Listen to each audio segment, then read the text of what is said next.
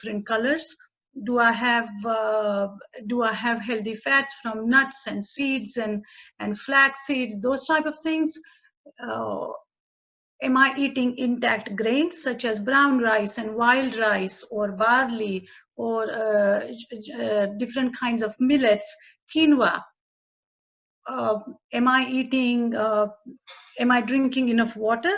So all these factors are going to determine the health of your digestive system versus other foods such as highly processed food, refined flours, highly processed Indian snacks like Haldiram snacks or my Chita is my friend, she's going to kill me for saying this, but Chita is mithais or bakarwadis or chivdas and all that stuff that is been prepared outside of your home. If you're seeing a lot of those foods along with biscuits and rusk and canned mango pulps and ruabzas and white flour and sugar, along with medications, antibiotics, steroid medications, your everyday medications, not to mention stress, not to mention the amount of people watching TV and Netflix and completely out of their routine, sleeping late, waking up late, all those things are going to contribute to your immune. All these things are going to actually determine the health of your gut health, which, like I was saying, affects your immune system. So really, please look into your kitchen and everywhere else in the house and start identifying factors which are contributing to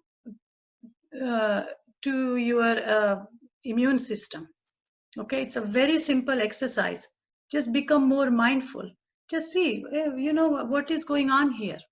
Okay, you can even look at what you are cooking in a week, how much you are getting influenced by the social media and all the pictures of gulab jam and ladus and jalebis and jalebi on top of ice cream and gulab jamuns dipped in amras, all kinds of stuff. I'm going to talk about it later, but I just want your brains to start thinking as to what is influencing me and what is affecting me and what do I have in my kitchen on my plate and how am I eating it. The speed at which we eat, also affects our digestion. Okay, so if we are just sitting, if you're eating very fast, not paying attention, not chewing, because remember, digestion starts in our mouth. So the health of your saliva is also going to determine how that food is going to metabolize. The acidic foods, which are again processed foods, are going to make your body more acidic, which means it's going to be more prone to cancer and other viruses related diseases and weaken your immune system. Okay, so all these factors are going to affect. By the way, I forgot to mention alcohol. We all know the alcohol consumption during this time has gone up, along with the consumption of sugar and flour and a lot of junk food. So so just to give you an idea, for example, one beer turns into this much fat and this much sugar. Okay, that's why we call it beer belly.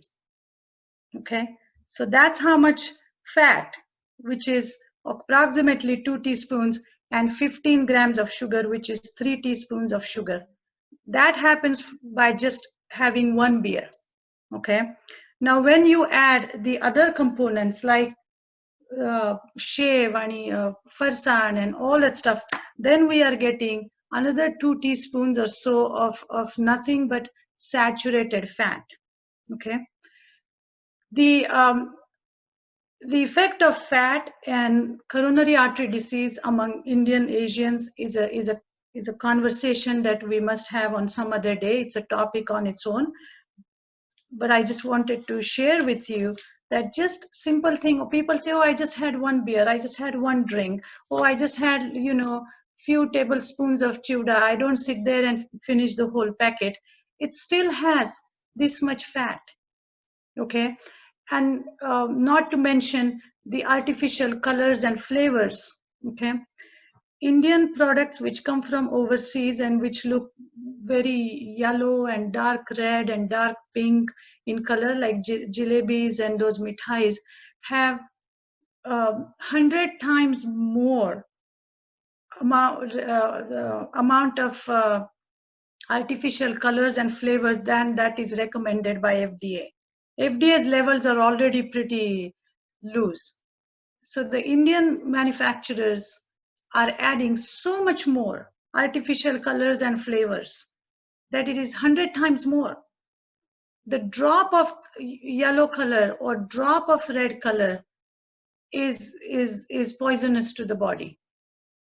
Okay, so you can imagine all these things, all these small, tiny things that add up at the end of the day and make us sick. We as Indians, somehow we feel that, oh, we are vegetarians, we are invincible. What's wrong with it? We are vegetarians. Every day I hear, oh, but we are vegetarians. Well, let's spread out the vegetarian diet and see what's on the plate, and we will start seeing that our diets, even though we don't eat meat, or some of us don't eat meat, or vegetarians, are still so high in saturated fat and overall fat, which is really going against us. And when we combine that with sugar, it's a perfect brew that we are brewing for ourselves, making us susceptible for cancer, for coronary artery disease, which is a #1 killer around the world, and more so in Indians at a lower body weight.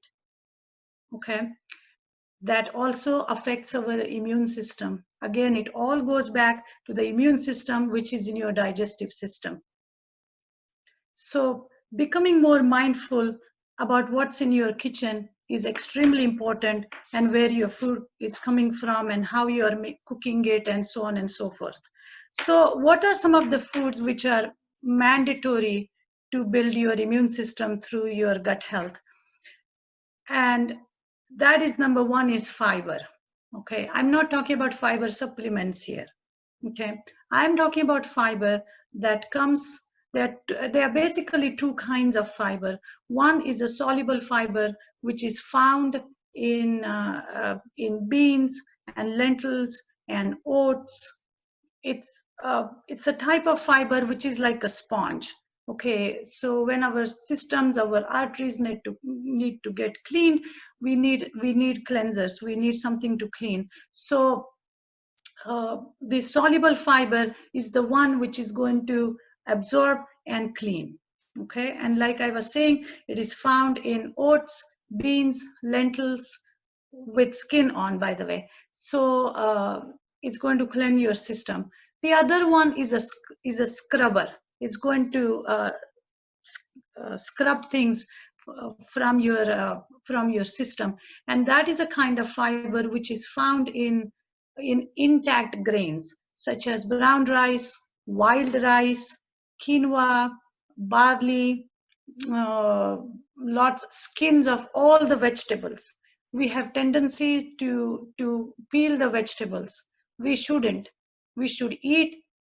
In fact, I know a doctor who eats only the skin of the apple and does not eat anything, and he doesn't eat the inside of the apple.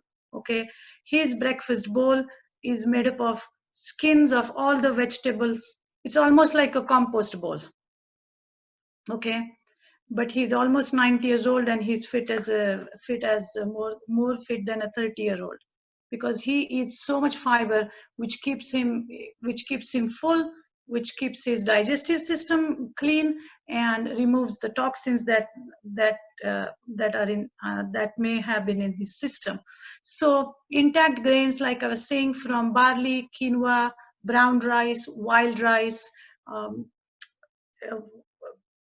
the intact the scrubbing type of fiber also comes from skin of a lot of lentils and beans and dals.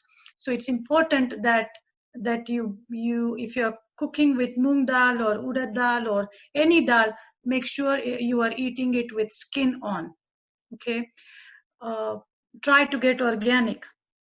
If just for an experiment, if you get non-organic yellow moong dal and try to wash it, and we did an experiment in the lab and we saw how much yellow color was on that yellow moong dal. So be mindful about that. If possible, try to get moong dal and masoor dal which is organic. Even tur dal, because a lot of color is being used to polish when they make and prep the tur dal. It's because all those colors are extremely toxic for our digestive system. So then we have this scrubbing type of fiber. The other one is a probiotic fiber. I mean probiotic microbiomes, right? So we have these live bacteria in our system, which which which make up our immune system. Okay, we get this from yogurt or fermented food. Okay, but if people are eating dahi with yogurt or lassi or the store made yogurts, those are not the real good sources of probiotic bacteria. Okay, we can either make dahi at home, but I have my own thoughts about that, and maybe we can talk about that some other time. But if you can make yogurt by using maybe soy milk, that would be better. Or any kind of kombucha, like fermented drinks without sugar, are going to be better. But the beauty of a probiotic bacteria is that once you take, let's say, some probiotic supplements, even, and once you start feeding those bacteria, we don't have to worry about constantly replenishing the probiotic bacteria, because the food for probiotic bacteria is prebiotic fiber. Okay, it's another kind of fiber, and that prebiotic fiber feeds, it is a fuel for the probiotic fiber, I mean probiotic bacteria. And when that marriage, when that combination happens, that is what makes that is essential to make your immune system stronger. Okay, so just taking probiotic fiber, a probiotic supplement, or eating probiotic food by not paying any attention to what those bacteria need is pretty much useless. Okay, so make sure that you guys are eating. Your goal for fiber, our goal for fiber should be 40 grams to 100 grams. Okay, a lot of people are tracking calories and how many steps and fat and this and that. If we start tracking fiber, you will notice that in order to meet that fiber goal, you will be forced to eat less of other junk.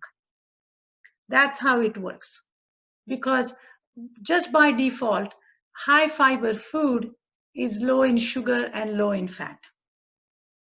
So one thing you may want to start paying attention to is fiber, and that would be the easiest way to ensure your digestive health. Number two, water.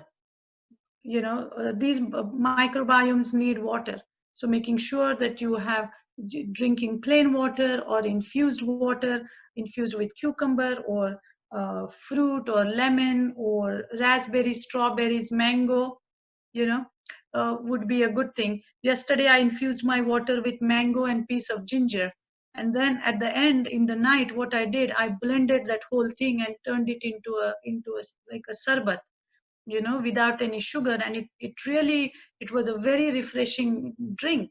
So try to be creative. I think this coronavirus has really given us an opportunity to take a pause and and be mindful and take a step back and see, what needs to be, what can be done. I mean, just to reflect back and see how, why and how we got here. Okay, it's our